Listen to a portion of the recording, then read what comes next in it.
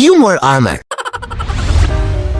Isang umaga, naisipan ni Badiday na dalawin ang kanyang kumare na si Bubay at ang inaanak nito sa kanilang bahay. Sa kanyang pagdating sa kanilang bahay, agad siyang pinagbuksan ni Victoria, ang panganay na anak ng kanyang kumare. Sa kanyang pagpasok, masaya siyang sinalubong ng kanyang kumare, kasama ang kanyang bunsong anak na si Nitay. Agad namang kinumusta ni Badiday ang kanyang kumare at nagtanong, "Kumusta Mars? Yun na ba yung panganay mo?" Tumugon naman si Bubay ng, "Oh Mars, si Victoria yung panganay ko." Sa pagtataka ni Badiday, tinanong niya si Bubay, "Bakit na ba Victoria ang pinangalan mo sa panganay mo?"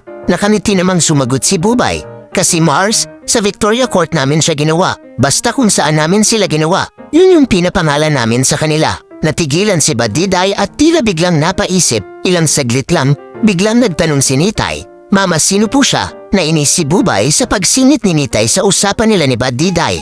Kaya nakasimangot siyang sumagot, "Hay naku Eskinita, tumigil ka naman dyan at tawagin mo na lang ang Kuya Trike mo. Sabihin mo andito ang ninang niya."